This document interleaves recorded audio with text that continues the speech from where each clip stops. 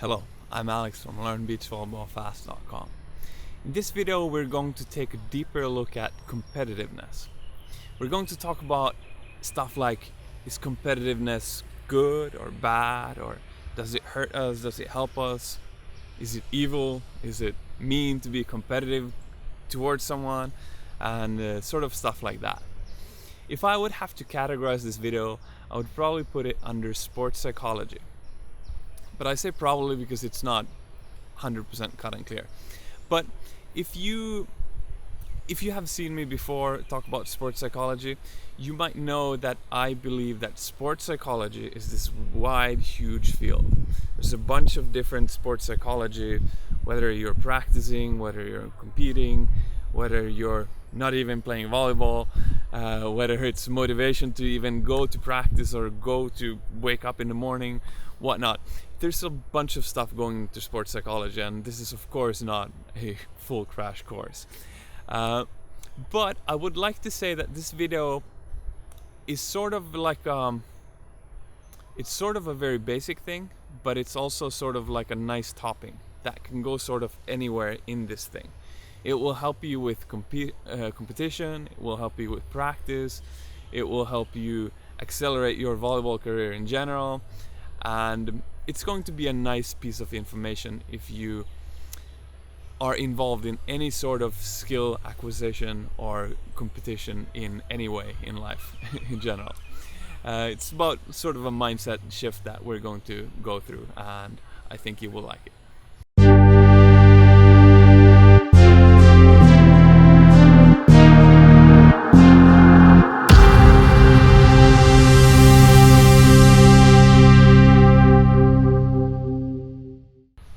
Alright, so we'll start this with sort of an imagined scenario, except that it's probably not so imagined, and we probably all have been through this in one way or another at some point.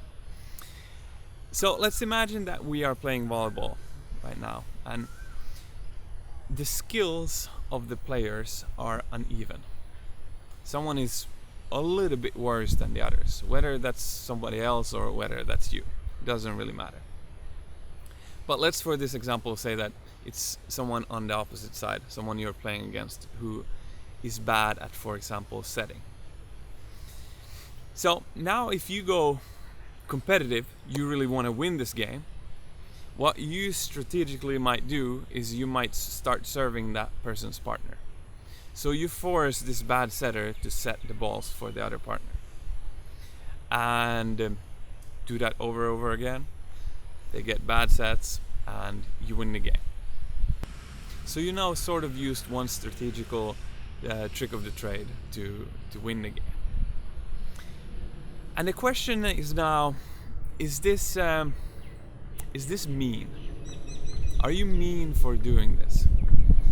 And this is sort of a complicated question, because it sort of when people get this question, they're like, yeah, it sort of depends on if we're just playing for fun or if it's a real competition. So somehow there's this assumption that it is more fun to be friendly to people, because then you're not pissing off people. You're not like letting the guy with bad sets know that he's a horrible setter and he gets sad and goes home and whatnot. So that's sort of probably the natural way to think for many people. And I have to say that was definitely the natural way for me to think about it. And I can also say that everything sports psychology, in the beginning I had it all backwards and I was the most horrible. I was very bad psychologically in this game in the beginning, which is why I started studying it so much. But here in this video we're going to try to sort of flip this over into something else that's actually going to help us way more than keeping that natural assumption that many people have. So what are we going to do? I just said that people find it more fun to be nice to each other, because it is fun to be nice to each other. It's like, hey, we're just friends, we're playing volleyball, and let's have fun, right? But let's have a deeper look at fun. So, what's the opposite of fun? Could be boring. So what's boring? I would want to say that one sort of boring is not moving forward. Not feeling like you are developing. One example that I think many people can recognize is a boring job. What makes a job boring?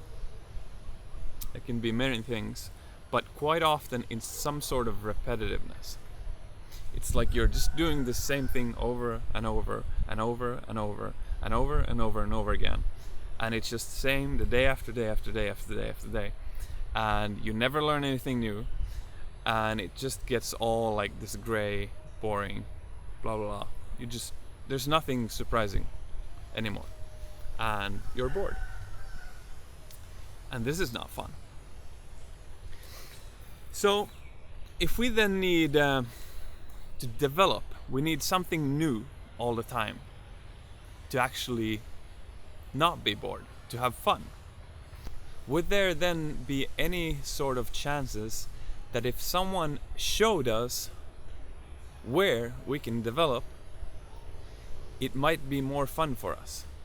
It might be there might be smaller chances that we get bored if someone's always showing us, hey, this weakness that you have here, your setting is not good enough, which means that I force you to set, which shows you that, hey, you need to work on your sets. Could that be a good thing? Could that actually be maybe even the nicest thing our opponents could do to us? Because if we're actually trying to become better players, and we're trying to live lives where we're not bored, could those go hand in hand? Could development make us both better players and make us have fun and not be bored? Because we are not stagnant. We're continually getting better and better and better and better. So, when you start looking at the whole issue from this point of view, it might even be very unnice if someone is not competitive, is not using all of the tricks that they can use to win. Because then people are actually not exposing people's weaknesses and showing them where they should develop to become better players. So playing for fun all of a sudden might get boring, because in the long term we're not developing. This of course this goes deeper into psychology. This is like, it's called egoless playing, or egoless just being. Because if you put your self-worth into if you win or lose today, of course it's not going to be nice if someone is hyper competitive and uses all your weaknesses against you. Because if your self-worth is in you, if you win or lose, and someone makes you lose, well, you're not going to be happy. But if you see yourself as a human being that can become different, that can learn stuff, you see yourself as a person that tomorrow you can be better than yesterday, and the day after you can get even better, and 1 year, 2 years, 5 years from now you're going to be completely different than what you are today. If you view yourself as a changing person, well, maybe your self-worth, what makes you happy, what makes you sad, could actually come from how much are you developing? How much did you learn today? How much smarter did you get from someone forcing you to set millions of sets and you fuck them all up. How much can you learn from that? How much can you develop from that? And if you develop a lot, if you get any insights from that game that you didn't have before, that's actually you winning, because you're learning, because you are a person that can change. Alright, I hope that gave you maybe some sort of thoughts that you haven't had before. There's one small trap in this, because a lot of sports psychology talks about this egoless playing. And the trap is that if you completely let your ego away, sort of, and you don't really care about if you win or lose anymore, well, why would you then win? If you're just like going and playing and like, hey, this is fun, like this is awesome just because I'm playing, doesn't matter if I win or lose, is that actually going to help us win games? It sort of is, and I'm probably gonna go deeper into this in another video, but what really changed this for me was when I understood that the drive I have for winning comes from the drive of becoming a better player. Every time I touch the ball, every time I compete, every time I practice, I know that if I don't move forward, I get bored. If I'm bored, I might as well not do this, because I play volleyball for fun. So to have maximum fun at all the time, I need to develop as much as ever possible. That's sort of the meaning, the reason with the whole playing, to have fun. So now if I'm always striving to get better as much as possible, now I do have drive. I do have a reason to win. Because winning sort of shows me sometimes it either shows me that I have developed, or it shows me where I can develop, and it can show me other stuff too. But I think, at least for me, that was an important insight, because at first when I read sports psychology, I became this sort of blob. I was just like playing like, hey, this is fun, but I didn't care if I won or not. So I needed to find a drive from something else than the attachment to the result. And that's at least how I found. I'll go in deeper into that later sometime, but I hope that maybe you understand what I mean. If not, let me know in the comments, and we'll talk more about that. So then again, I hope that this video can make you a little bit more fine with being competitive and understanding how it's actually the best for you and whoever you're competing against. There are people that haven't seen this video or haven't had this mindset shift, and those people are still going to become angry or mad if you're competitive against them and they're just playing for fun. So always keep in mind that there's going to be people like that, and if you clearly see that people are like that, maybe you can sort of be chill with them. But I think the best thing actually is to get everybody you're playing with or against as friends. Of course, if you go to competition, you play against randoms, you just compete.